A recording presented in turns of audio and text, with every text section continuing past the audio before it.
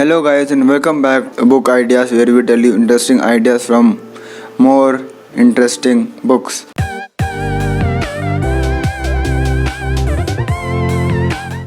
And today we have idea from Habit of Winning by Mr. Prakash Iyer, and the lesson is about leadership and team handling. Okay, and today's story is about former president of USA. Well, not about former president, but former president's wife of USA. Yes, if you guessed it, it is right. I'm talking about Mrs. Michelle Obama. So, the story goes when she was moving into the White House in Washington. With her, there were a team of advisors and counselors and like other people who used to work with her came from Chicago. Okay, and there was another team of household staff who was already there in the White House, who used to do like all the maintenance work, like cook, gardener, like maintenance person, repair person, and all those people. So when they moved to White House, Michelle suddenly, like one day, called her team of counselors and advisors to the White House conference room. Like, it's emergency, come fast, that type of way. So they all rushed. They all came there, and when they entered, they saw that like all the household staff of the White House were already there, and they are sitting like on one side of the table, like cook, gardener, repair person, cable man, and maids and helpers, and like all of them were sitting on one side.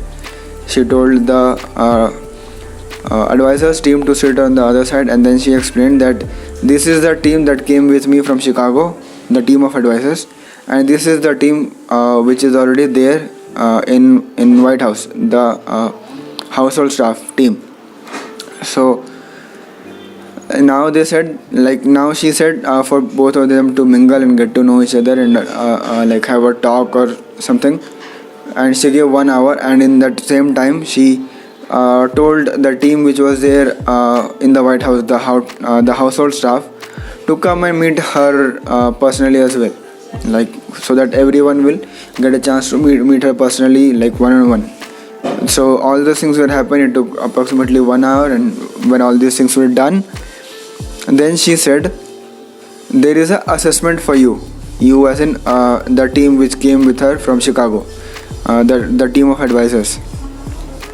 There is an assessment for you, and you will be assessed after 1 year, and the result, the decision will be based on whether you know the team which is there in White House already, like you know them as close as possible, like you know their names, like you know what the work they do in White House and all other type of things, I mean like all of that other stuff. So this was her test, this was her assessment for the team which came with her. And you might be thinking, why will she say that, why tell the team of advisors, who are pretty important people, to remember or get to know the people of the household staff, the chef, the cleaning lady, the maid, the gardener, the repair person, or something like that. And you might also agree that calling all of the household team to conference room and getting to like mingle with each other and all those things was a good gesture, was a grand gesture for considering those people. But here you are missing a little bit of important point, little bit of important information, I can say. That is the story, by the way. But here the moral is, the important point is that when you are leading someone, or when you are leading a business, a company, anything, when you have a team of people to lead, sometimes we focus on that now I am the leader, they will do whatever I say, or they will do as I say. That is correct, but only halfway. You need to learn or listen to the people as well.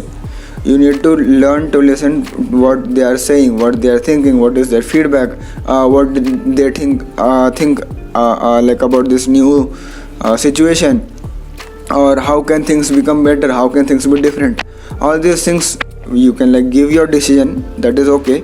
But when you go and talk to them, like when you meet them face to face, like in front of them, you sit and talk, not like a boss and employee, or not like a manager and a team member, but just as a colleague who is working in the same company, or like just as a person who is a leader, correct, like maybe for a business, but you are still concerned about them, you still care about them as a person, not just as a part of a company or a part of a business.